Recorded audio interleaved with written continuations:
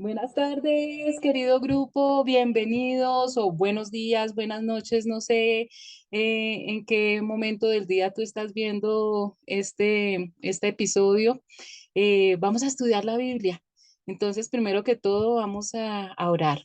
Papito Dios, te doy gracias por esta nueva oportunidad que nos das de aprender más de ti. Por favor, bendice a cada persona que se conecta para aprender de tu palabra, que yo sea simplemente un micrófono tuyo y aquí se diga solo la verdad y lo que tú quieres que aprendamos. Te lo pedimos todo en el nombre de Jesús y con el poder de tu Santo Espíritu. Amén. Bienvenidos nuevamente, chicos. Vamos a compartir entonces pantalla. Permítame en un minuto. Ya comparto con ustedes. Entonces, vamos a empezar. Las personas que vienen por primera vez acá, les agradezco que disfruten mucho esta clase. Para los que siempre me acompañan, que han sido tan constantes, los felicito por su disciplina.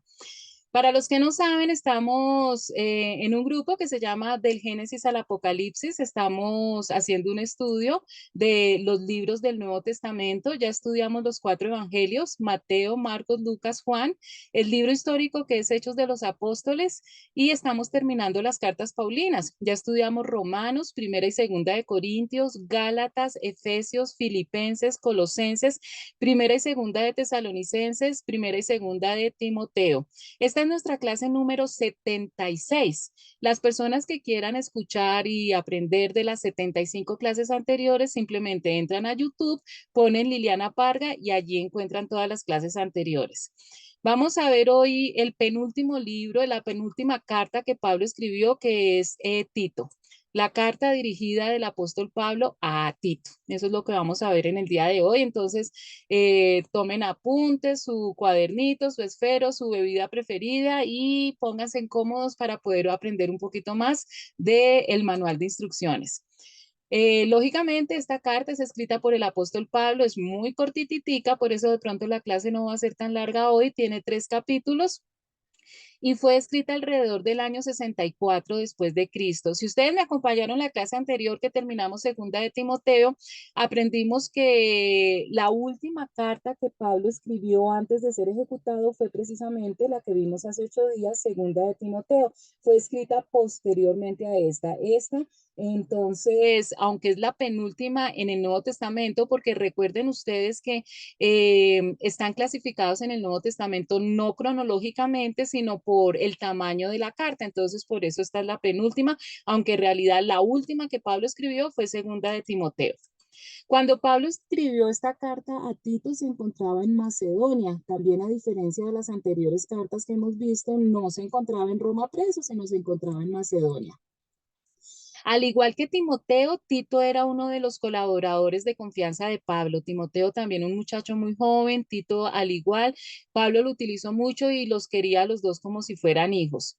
Pablo escribió esta carta para instruir a Tito en sus obligaciones pastorales en la isla de Creta. Recuerden que cuando vimos Timoteo, Pablo lo envió a que dirigiera la iglesia que se encontraba en Éfeso. En esta ocasión, entonces, manda a Tito al grupo cristiano, algunos grupos cristianos que habían en la isla de Creta.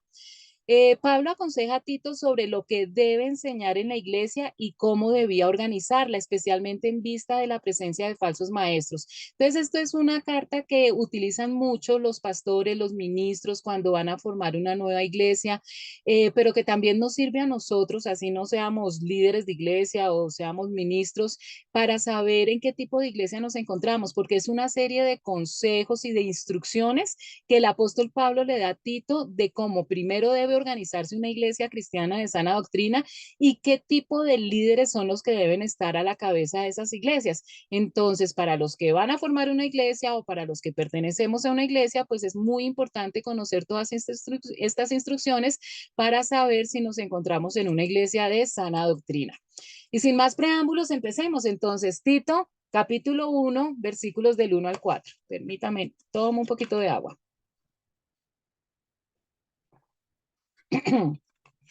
Entonces, empecemos. Pablo, siervo de Dios y apóstol de Jesucristo, llamado para que mediante la fe los elegidos de Dios lleguen a conocer la verdad que conduce a la devoción. Nuestra esperanza es la vida eterna, la cual Dios, que no miente, ya había prometido antes del comienzo del tiempo. Ahora, a su debido tiempo, Él ha cumplido esta promesa mediante la predicación que se me ha confiado por orden de Dios nuestro Salvador.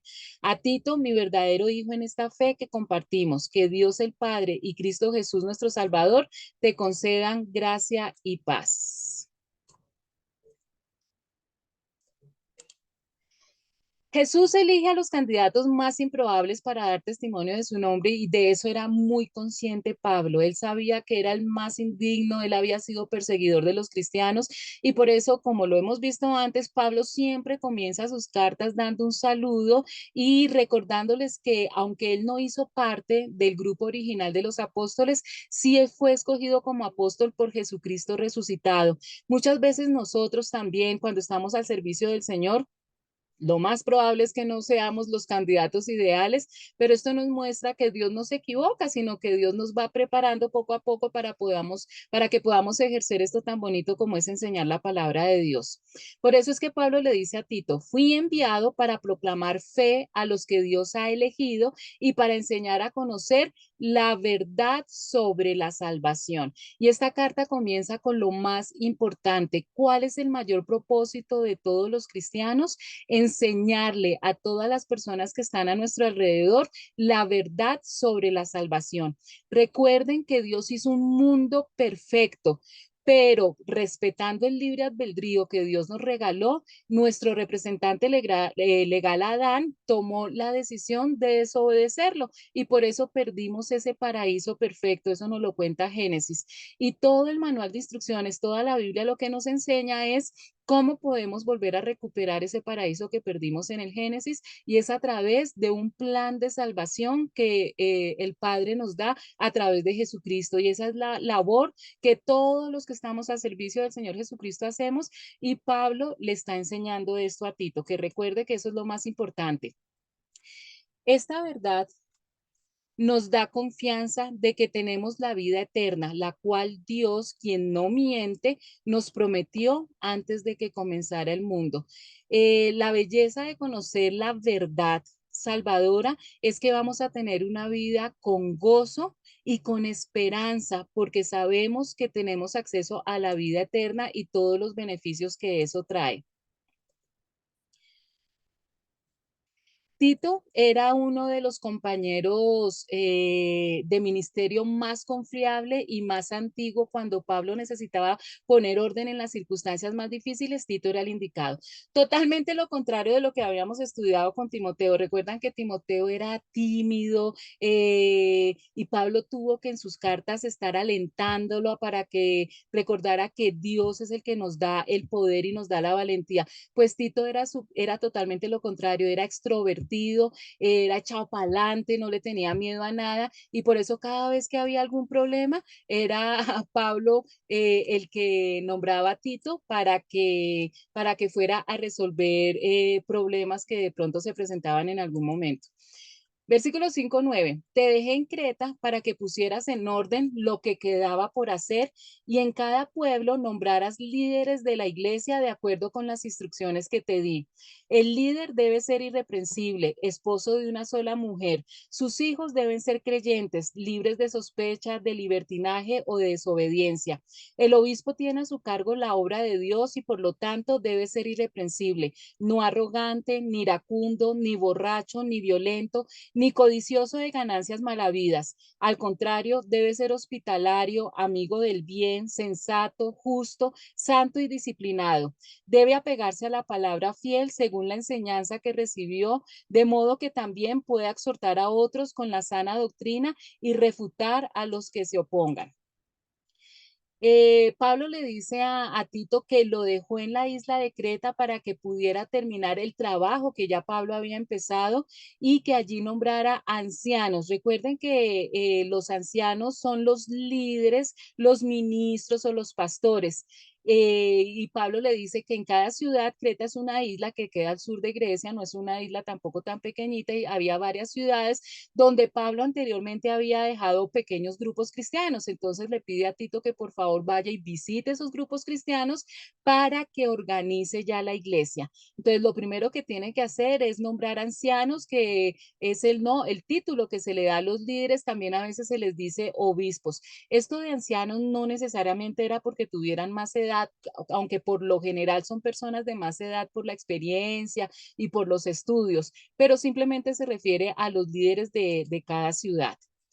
Y empieza Pablo a dar una serie de directrices y de cualidades y de características que deben tener estos líderes. Primero nos dice Pablo que estos líderes deben llevar una vida intachable.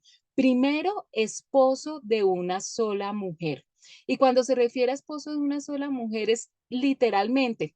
Recordemos que Creta es una ciudad pagana en donde la mayoría de los miembros que pertenecían a la iglesia cristiana venían de ese paganismo, de adorar a varios ídolos, y tenían unas tradiciones, unas costumbres muy diferentes. Muchos tenían varias esposas, todas las esposas que pudieran mantener, y por eso lo primero que aclara Pablo es que no vinieran con esas costumbres que traían del paganismo, sino que el líder de una iglesia cristiana debía ser de esposo de una sola mujer, no tener varias esposas, así pudiera mantenerlas. Y eso indica también que debía serle fiel a su esposa, o sea, no tener otras esposas ni tampoco tener amantes.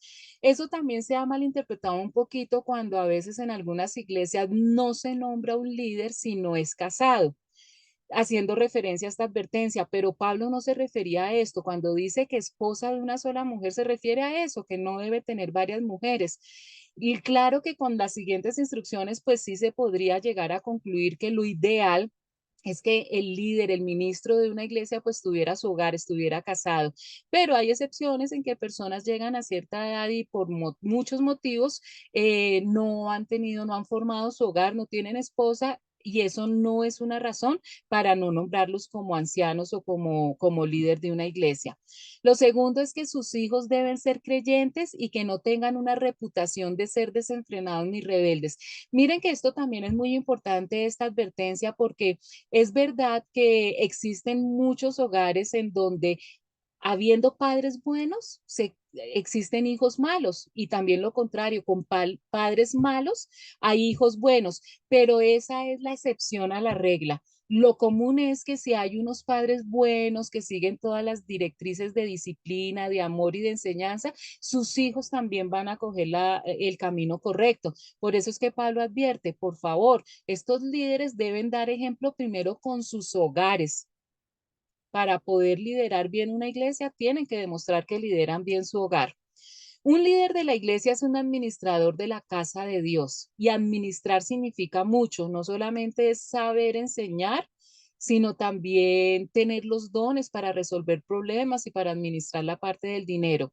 Y nos dice, primero, no debe ser arrogante, no debe ser antipático, orgulloso, que se trate únicamente con algunas personas de la iglesia, sino que debe ser amable y amoroso con todos los miembros de la iglesia. Segundo, ni iracundo. Yo conozco líderes de iglesia que nadie se les acerca porque les tienen pavor, porque si hacen una pregunta se ponen de mal genio. Pastores que desde el púlpito, cuando por ejemplo no suena bien un micrófono, desde el púlpito regañan a los pobres muchachos que están en el audio.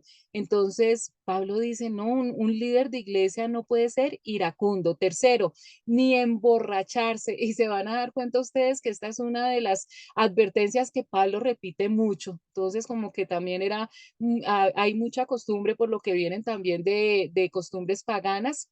Y hoy en día también sucede mucho eso, que hay que tener cuidado con el trago.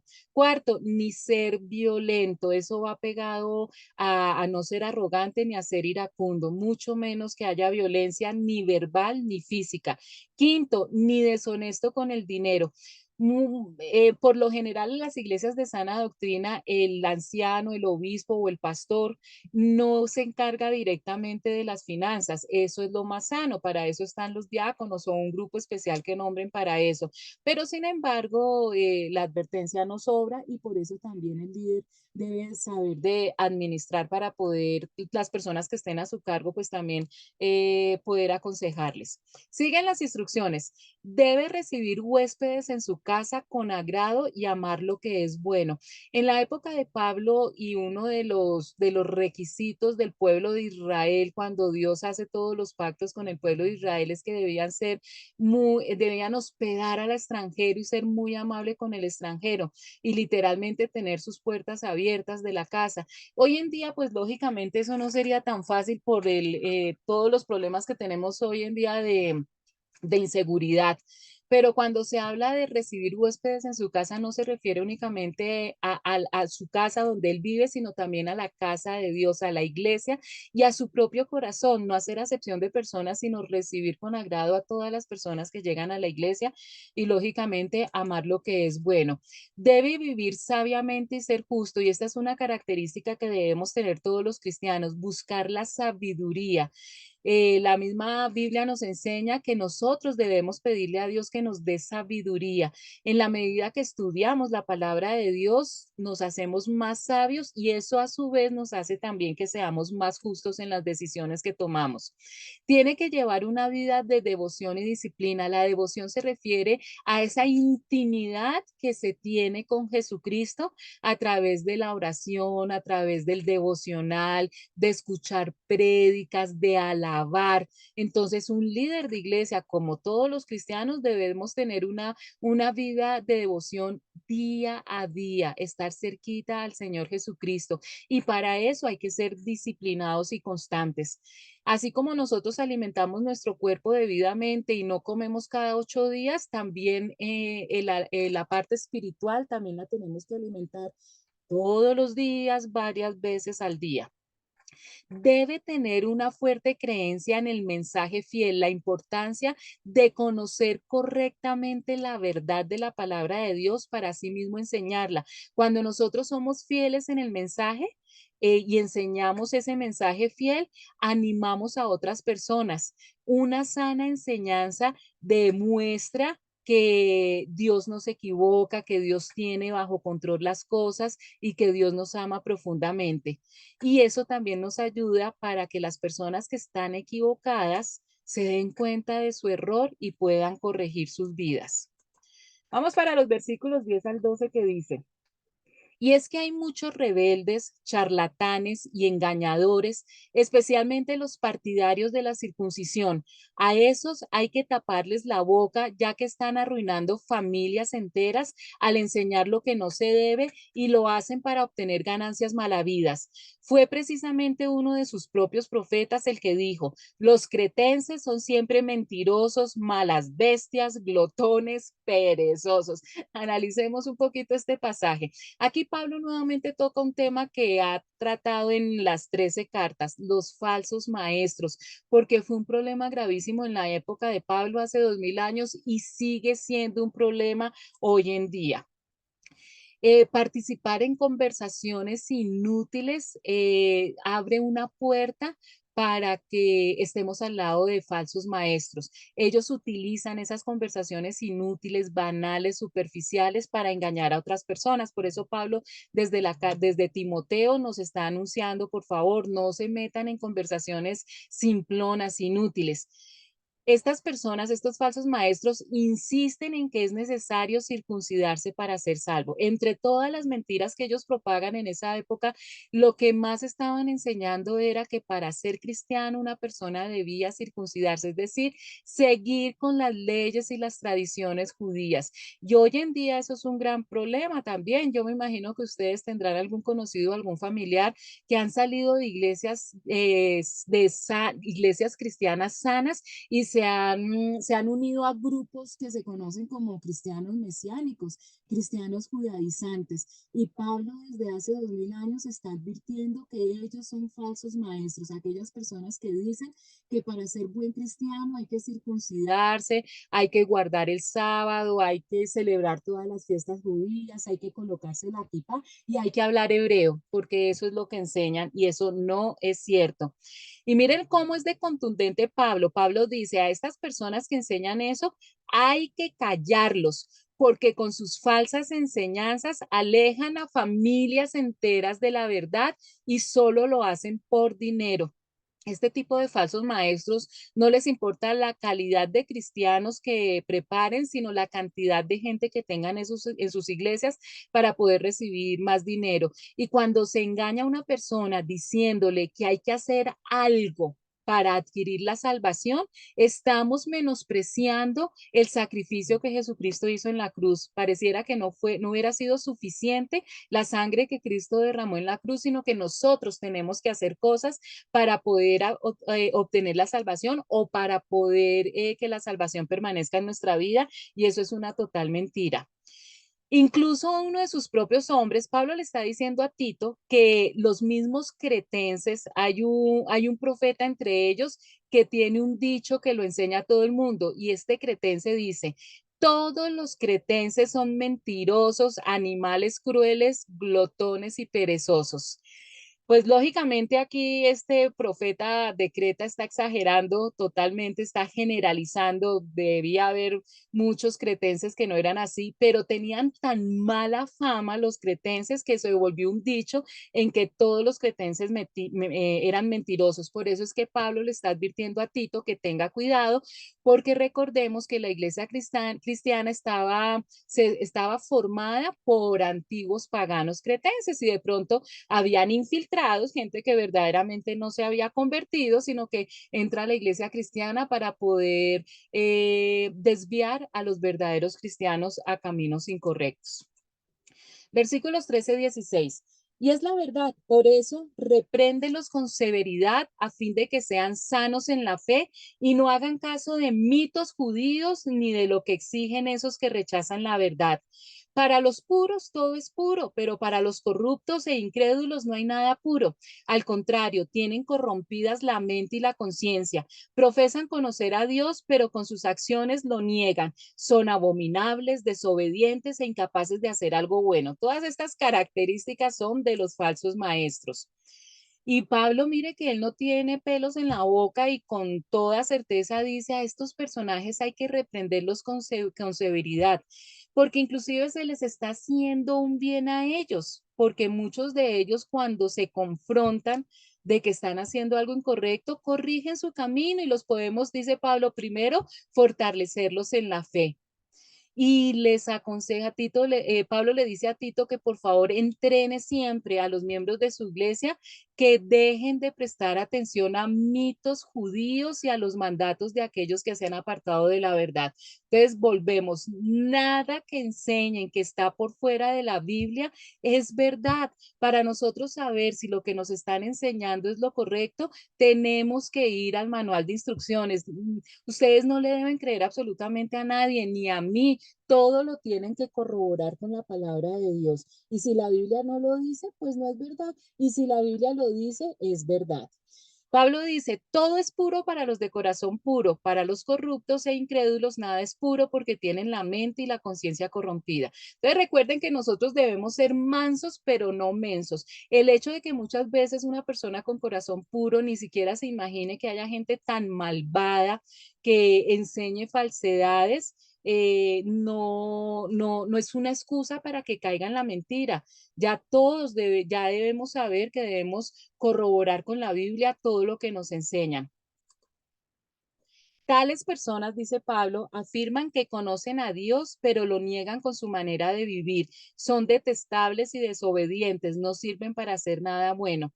Entonces, lo peor es que muchas de estas personas, de estos falsos maestros, tienen una apariencia piadosa, tienen una apariencia súper espiritual. Son muchas veces las personas que más colaboran en las iglesias, que tienen dones, talentos, pero hay que tener mucho cuidado. Recordemos que por sus frutos los conoceremos, y sobre todo la manera como ellos hablan, qué es lo que están diciendo de verdad, pero cómo actúan en su diario vivir para poder saber. Y el estudio de la palabra de Dios, el Espíritu Santo, nos ayuda a conocer rápidamente dónde está la verdad y dónde está la mentira. Entramos al capítulo 2 de Tito, versículos 1 al 5 dice, tú en cambio predica lo que está de acuerdo con la sana doctrina. A los líderes de la iglesia, enséñales que sean moderados, respetables, sensatos e íntegros en la fe, en el amor y en la constancia.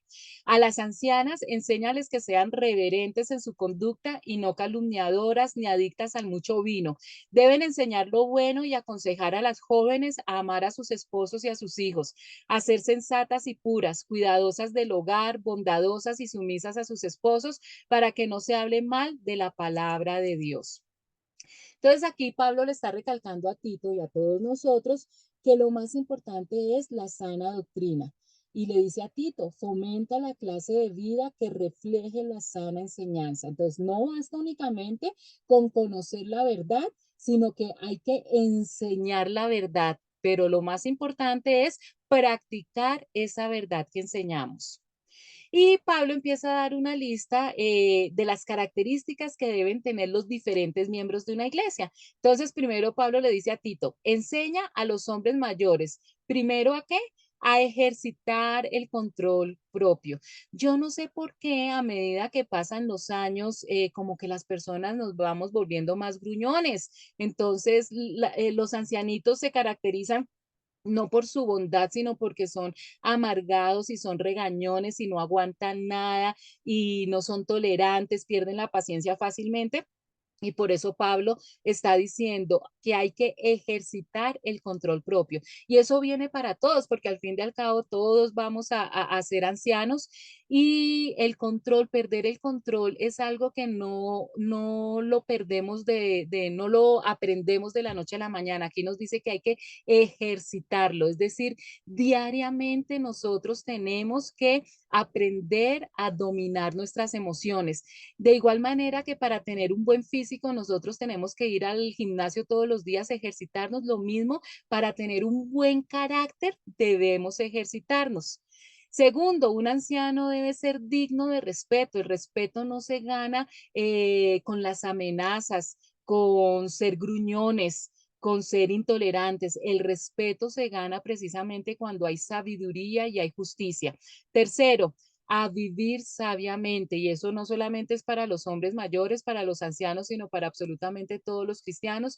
Ya aprendimos que debemos pedir en oración sabiduría y somos más sabios en la medida en que estudiamos más la palabra de Dios. Cuarto, a tener una fe sólida. También aprendimos que la fe, que es muy importante para Dios, sin fe es imposible agradar a Dios.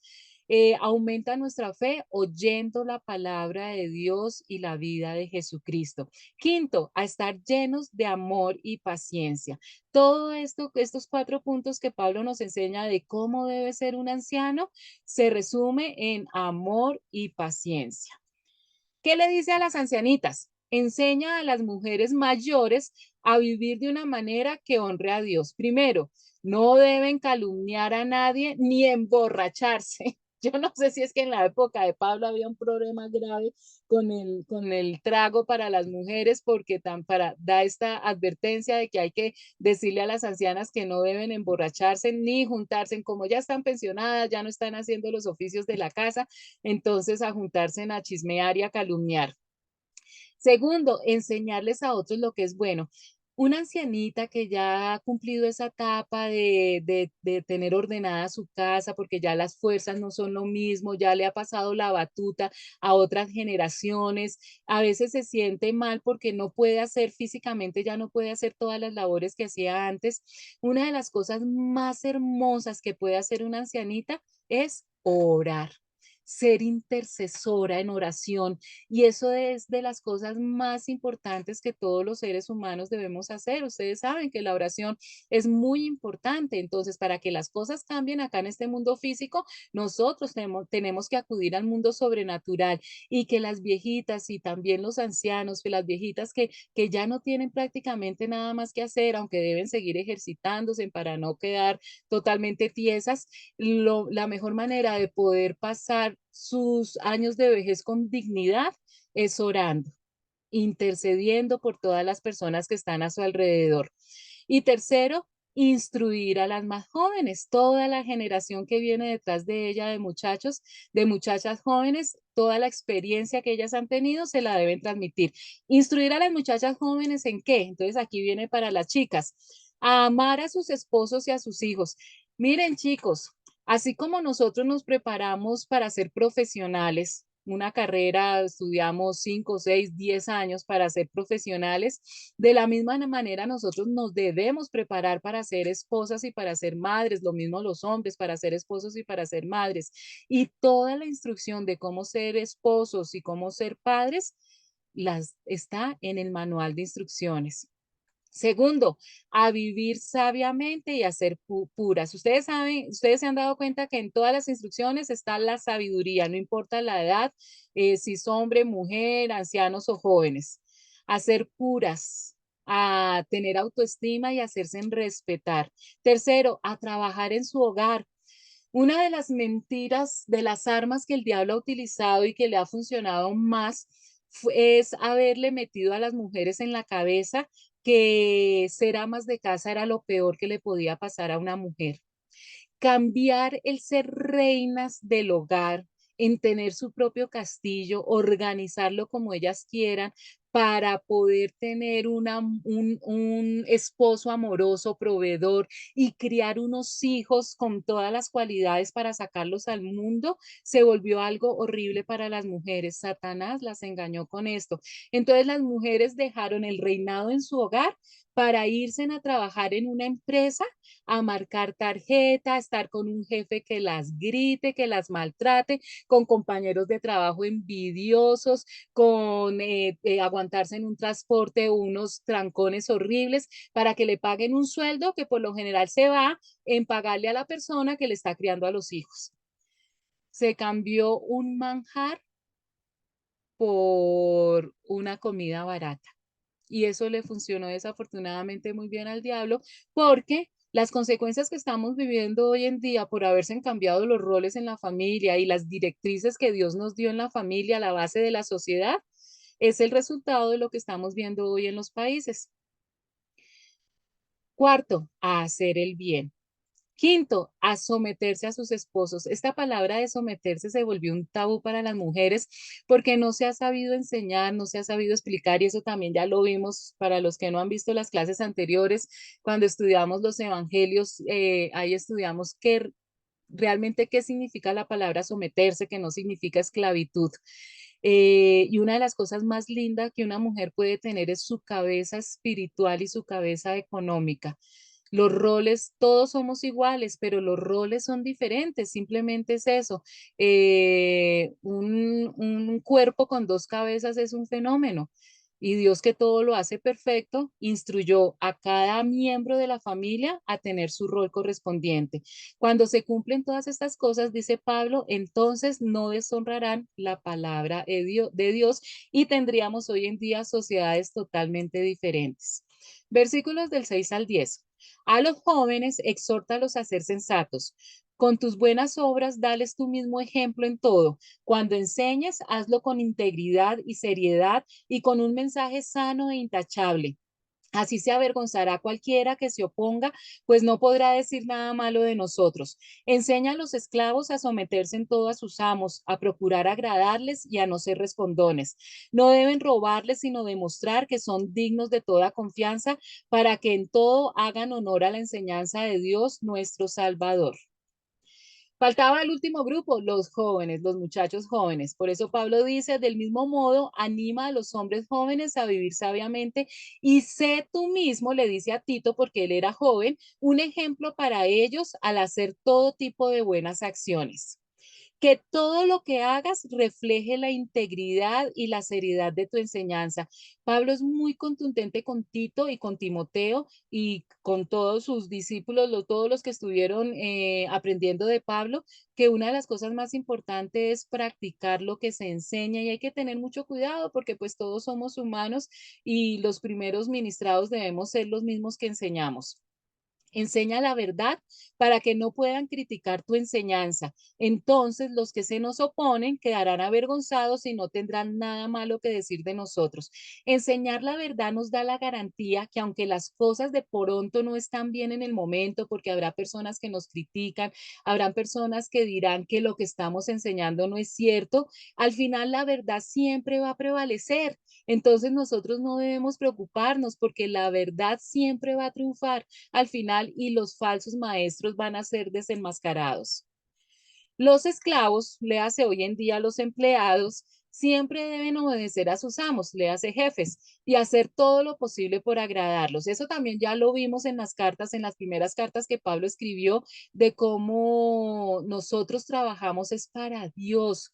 Por lo tanto, nuestro trabajo debe ser con excelencia, no importa el tipo de jefe que tengamos. La única excepción es cuando nos manden a hacer algo deshonesto o que no le agrade a Dios. En todo nosotros debemos trabajar con excelencia porque trabajamos no para un jefe humano, sino directamente para el Señor. No deben ser respondones ni robar, sino demostrar que son buenos y absolutamente dignos de confianza. Infortunadamente, todos hemos cometido ese error cuando trabajamos en empresas, que nos juntamos muchas veces los empleados es a criticar a la empresa y a criticar a los jefes. Y eso trae maldición tanto a la empresa como a las personas que lo están haciendo. Cuando por el contrario son buenos, no roban, no son respondones, son obedientes y bendicen el sitio donde están trabajando, harán que la enseñanza acerca de Dios nuestro Salvador sea atractiva. No hay nada más perjudicial para el cristianismo que aquellos empleados que todo el mundo sabe que son cristianos, pero que son tan mal testimonio. Y no hay tanto que ayude al cristianismo como aquel empleado que sin decir que es cristiano, da un testimonio que lleve a todos sus compañeros a querer preguntarle qué hace él para ser como es.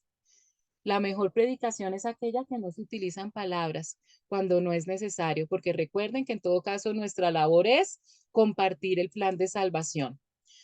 Versículos 11 al 15. En verdad, Dios ha manifestado a toda la humanidad su gracia, la cual trae salvación, y nos enseña a rechazar la impiedad y las pasiones mundanas.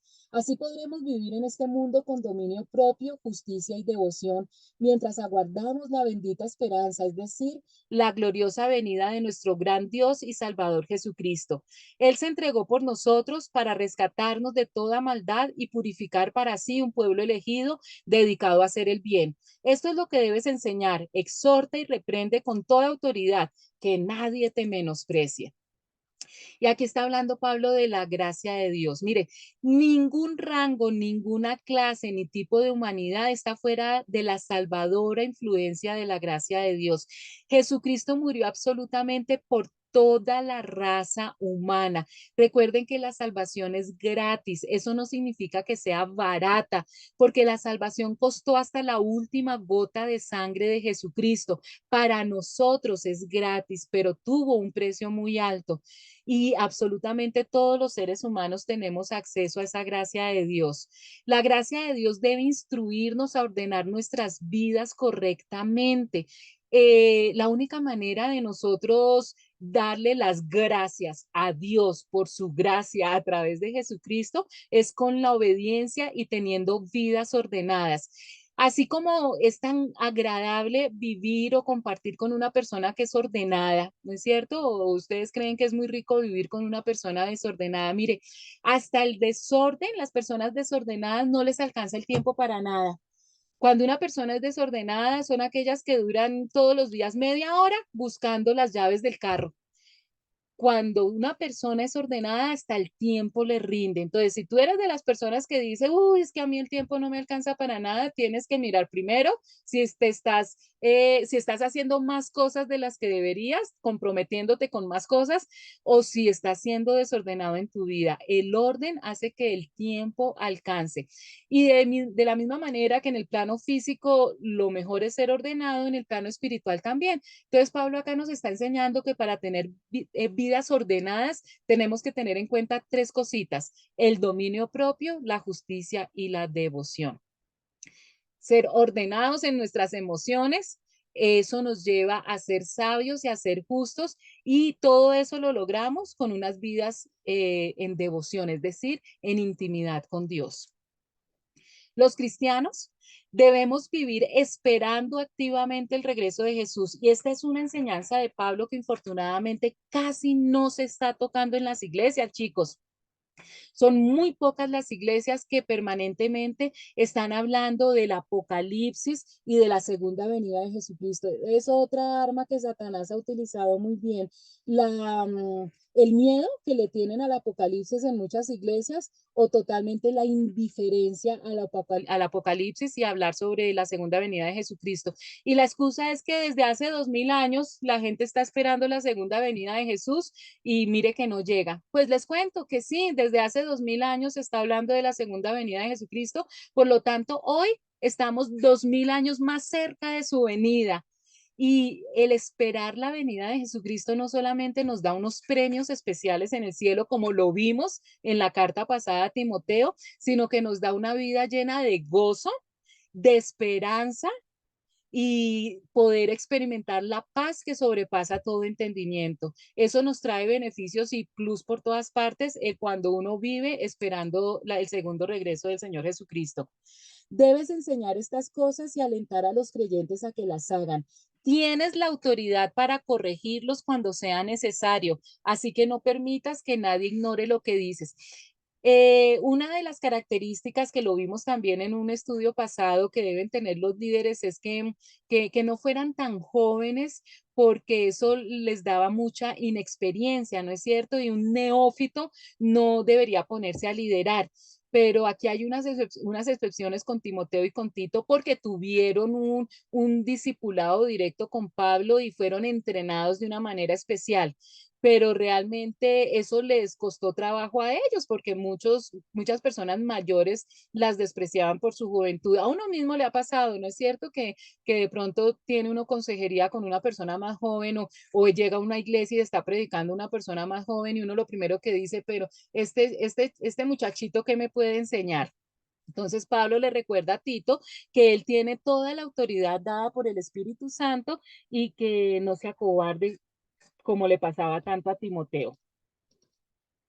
Entramos al último capítulo, capítulo 3, versículos 1-2 dice, recuérdales a todos que deben mostrarse obedientes y sumisos ante los gobernantes y las autoridades. Siempre deben estar dispuestos a hacer lo bueno, a no hablar mal de nadie, sino a buscar la paz y ser respetuosos, demostrando plena humildad en su trato con todo el mundo. Y aquí hay otra cosita difícil para nosotros, el sometimiento al gobierno y a sus funcionarios. Eso también lo vimos. Les recuerdo, chicos, que tenemos 75 clases antes que esta. Los invito a que entren a YouTube y que si ya las vieron, repítanlas nuevamente desde la clase número 1, porque ahí podemos repasar muchos tips y muchos consejos que nos han dado todos los apóstoles y precisamente para poder cumplir todo lo que ahorita Pablo nuevamente nos está recordando. Todos los líderes son puestos por Dios, pero no se preocupen, chicos. Todos los líderes y los gobernantes van a estar ante el Señor Jesucristo en un juicio especial, porque todas las personas que han sido escogidas por Dios para estar en esos puestos de preeminencia tienen una responsabilidad más grande ante Dios. Y como no la han cumplido, porque yo sé que debe haber excepciones en alguna parte, pero como la mayoría de ellos han sido corruptos, deshonestos, lo único que quieren es su beneficio y ellos fueron puestos por Dios en esos puestos de liderazgo para que estuvieran al servicio de las naciones y de todos los que vivimos en esas naciones. Y como no han hecho eso, ellos van a tener un juicio bien terrible, así que no depende de nosotros la venganza, lo único que nosotros debemos hacer es orar por ellos porque no olviden que ellos van a tener que darle cuentas a Dios por haberlos escogido y ponerlos en esos puestos tan importantes y ellos no haber cumplido con lo que Dios había designado para los líderes de las diferentes naciones. Debemos ser obedientes y dispuestos a hacer lo que es bueno y parte de esa obediencia es lo que hemos estado hablando. Lo único que nos queda de hacer por nuestros malos líderes es orar por ellos y que Dios tenga misericordia de estas naciones para que nos ponga líderes que de verdad tengan temor de Dios. No debemos calumniar, evitar pleitos, ser amables y humildad en el trato con todos. Miren toda esta lista de características que debe tener un líder de iglesia. ¿Cómo está tu iglesia? ¿Sí tienen esos líderes? En otro tiempo también nosotros éramos necios y desobedientes, estábamos descarriados y éramos esclavos de todo género de pasiones y placeres. Vivíamos en la malicia y en la envidia, éramos detestables y nos odiábamos unos a otros. Pero cuando se manifestaron la bondad y el amor de Dios nuestro Salvador, Él nos salvó, no por nuestras propias obras de justicia, sino por su misericordia. Nos salvó mediante el lavamiento de la regeneración y de la renovación por el Espíritu Santo, que Él derramó sobre nosotros abundantemente por medio de Jesucristo nuestro Salvador. Y aquí hay más tela para cortar. ¿Qué nos dice Pablo? Que nosotros también éramos así de necios y todavía muchos de nosotros todavía estamos luchando y estamos preparándonos para dejar toda esa necedad. Éramos desobedientes, esclavos de toda clase de pasiones y placeres, no teníamos control ni dominio propio, vidas llenas de maldad. Teníamos envidia y éramos tan malos que nos odiábamos unos a otros. Seguimos luchando con esto y por eso Pablo nos dice, nosotros, ustedes ya no deben ser así, porque Dios con su bondad y amor a través de Jesucristo nos salvó. Nos dio lo más importante que un ser humano puede tener y es la salvación y la seguridad de vida, de la vida eterna. Están muy equivocados aquellas personas que piensan que lo único que nosotros tenemos es esta vida que estamos en este momento viviendo y que cuando nos morimos se acaba absolutamente todo. No, eso es una mentira de Satanás. Después de esta vida hay otra vida. Después de la muerte hay una vida y es una vida eterna. Y lo que nosotros estemos haciendo en este momento es lo que va a determinar cómo vamos a pasar esa vida eterna. Y recordemos que nosotros tenemos acceso a esa vida eterna no por las acciones justas que nosotros hemos hecho, sino por la misericordia de Dios. Jamás nosotros debemos apelar a la justicia de Dios, porque si fuera por justicia, todos los seres humanos ya estaríamos totalmente borrados del planeta Tierra, porque todos hemos sido malvados, todos tenemos esa inclinación a pecar y a ser malos los unos con los otros. Nosotros debemos acudir a la misericordia de Dios, que Él la junta con su gran amor y por eso es que la raza humana todavía sobrevive. Jesucristo nos lavó quitando nuestros pecados y nos dio un nuevo nacimiento y vida nueva por medio del Espíritu Santo. Este es el plan de salvación que Pablo le está recordando a Tito, que es lo que debe enseñar y que nos recuerda a nosotros 2000 años después, que es lo que nosotros como cristianos también debemos enseñar.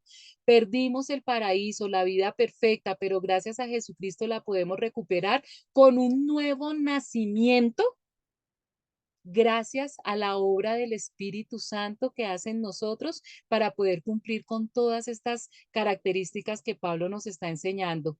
Dios derramó su Espíritu sobre nosotros en abundancia por medio de Jesucristo nuestro Salvador.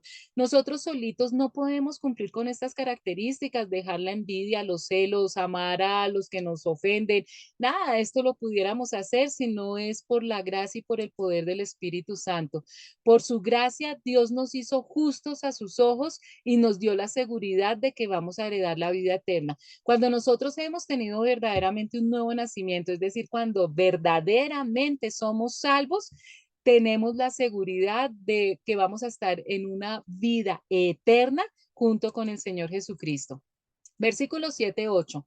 Así lo hizo para que justificados por su gracia llegaremos a ser herederos que abrigan la esperanza de recibir la vida eterna. Este mensaje es digno de confianza y quiero que lo recalques para que los que han creído en Dios se empeñen en hacer buenas obras. Esto es excelente y provechoso para todos. Por su gracia, Dios nos hizo justos. Recuerden que nosotros no somos justos, nosotros somos pecadores. El único que verdaderamente vivió aquí como hombre y no pecó fue Jesucristo. Por eso es que Jesús nos presta de su justicia para que nosotros podamos ir ante Dios Padre, hablar con Él, pedirle cosas y sobre todo arrepentirnos de nuestros pecados y Dios Padre nos escucha, no porque nosotros lo merezcamos, sino porque tenemos un gran abogado que se llama Jesucristo y nos dio la seguridad de que vamos a heredar la vida eterna. Esta declaración es digna de confianza. Por eso quiero que insistas en esta enseñanza para que todos los que confían en Dios se dediquen a hacer el bien. Entonces, lo primero es uno saber y enseñar que perdimos algo. Esto es muy importante porque cuando la gente no cree que perdió algo, pues no lo busca. Cuando la gente no cree que necesita un Salvador, pues no le importa conocer de Jesucristo, del Salvador. Entonces, lo importante primero es quitarles las vendas a las personas de que esta no es la vida que Dios quería para nosotros. Qué triste, el mismo Pablo enseña que seríamos los más tristes de este mundo si todo lo que tuviéramos es lo que vivimos en esta vida, porque de pronto hay personas que la han pasado muy bien, pero la mayoría de los seres humanos no hemos tenido vidas tan buenas, ¿no es cierto? Hemos pasado por muchos sufrimientos y unos muchísimo más que otros. Entonces sería muy triste que todo lo que los seres humanos tuviéramos sería esta vida, esta existencia. Y Dios nos dice, no, nos tiene algo muchísimo mejor. Y eso es lo que tenemos que enseñar y lo que tenemos que anhelar. Versículos 9 al 11.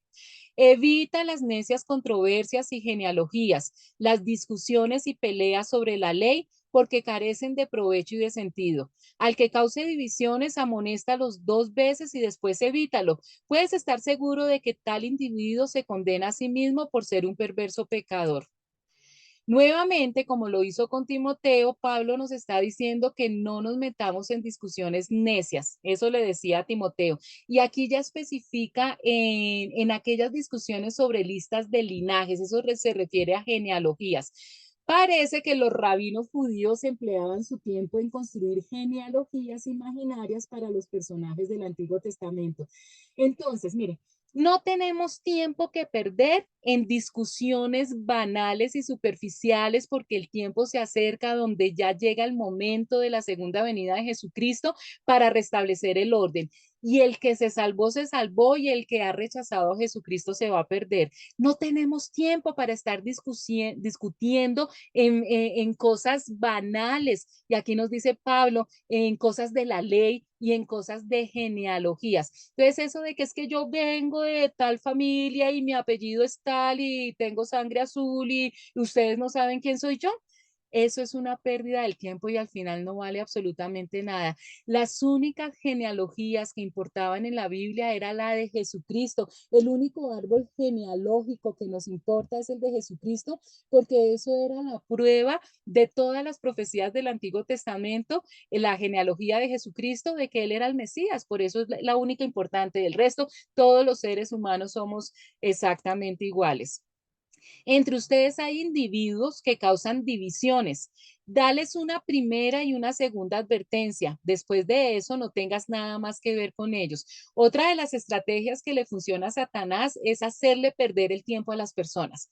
Por eso se inventaron hoy en día las redes sociales y TikTok y todas esas cosas que son tan entretenidas y la gente puede pasarse horas y horas y horas viendo esas cosas y están totalmente alejados de la buena lectura, del estudio de la palabra de Dios, inclusive de compartir con otros seres humanos. Qué buena táctica de Satanás. Y también él mete personas en grupos y en las familias que les encanta prender la mecha para crear discusiones. Y Pablo está diciendo, si en tu congregación hay personas que buscan pleito por todo, amonéstalos una vez, o sea, adviértele, confróntalos una vez que cambien, que no deben hacer eso. Si no cambian, debes advertirles, amonestarlos por segunda vez. Y si ya por segunda vez tampoco cambian, dice, debes deshacerte de ellos, no tienes que tener nada que ver con ellos. Versículos 12 al 15. Tan pronto como te haya enviado a Artemas o a Tíquico, haz todo lo posible por ir a Nicópolis. A verme, pues he decidido pasar allí el invierno. Ayuda en todo lo que puedas al abogado Cenas y a Apolos, de modo que no les falte nada para su viaje. Que aprendan los nuestros a empeñarse en hacer buenas obras a fin de que atiendan lo que es realmente necesario y no lleven una vida inútil. Saludos de parte de todos los que me acompañan. Saludos a los que nos aman en la fe. Que la gracia sea con todos ustedes. Aquí Pablo entonces nombra algunos personajes que algunos ya los hemos oído en otras cartas. Artemas, Tíquico lo vimos en la carta pasada, Cenas, Apolos lo conocemos desde los evangelios casi, desde el libro de los Hechos. Estas palabras personales de Pablo, comunes al final de sus cartas, parecieran insignificantes, pero en realidad son muy importantes. Ellas comunican que Pablo era un hombre real en un mundo real, con amigos reales con los que tenía contacto regularmente y a quienes estimaba. Esto es muy importante saber que a pesar de que Pablo era un personaje tan ocupado, fue escogido por Jesucristo resucitado a hacer una labor tan delicada como fue organizar todo el ministerio, todas las enseñanzas del Señor Jesucristo, de fundar iglesias, de hacer tantos viajes misioneros, y sin embargo Pablo también tenía tiempo para tener una vida social sana y tenía amigos. Esto es una lección para aquellas personas que se vuelven laboradictos y que para ellos lo único que importa es el trabajo y dejan a un lado la familia y las amistades. La epístola, esta carta, cierra con referencia a Tíquico, que ya lo habíamos visto, a Apolos, Artemas y a Cenas. La sola mención de estos nombres indica el crecimiento del movimiento cristiano. Ya hemos visto muchos nombres de apóstoles, pero nos damos cuenta que cada vez hay más nombres que solamente los conocemos por las cartas de Pablo, pero que hacen parte de que la evangelización haya sido un éxito, y gracias a todos estos personajes es que nosotros hoy en día 2000 años después, podemos seguir hablando del Evangelio. La última palabra con respecto a la educación muestra claramente el deber de los miembros de la Iglesia cristiana de contribuir al soporte de aquellos entregados al trabajo del ministerio. Dios nos capacita con dones y talentos, Dios nos manda personas que nos ayudan a instruirnos, tenemos al Espíritu Santo que nos guía toda la verdad, pero también depende de nosotros en nuestro libre albedrío tomar la decisión de capacitarnos y de prepararnos. Y chicos, aquí terminamos entonces la penúltima carta de Pablo, de las cartas Paulinas. Dios mediante, entonces dentro de 8 días vamos a ver la última carta, que es la carta a Filemón. Esa es una carta bien cortiquitica. Entonces, yo creo que dentro de 8 días vamos también a empezar el siguiente libro, que es Hebreos. Entonces les agradezco mucho, les recuerdo por favor cuando vean estas clases en YouTube, compártalas para que lleguen a muchísimas más personas. Espero que hayan disfrutado este pequeño estudio, ahí estamos avanzando poco a poco y Dios mediante nos vemos dentro de 8 días.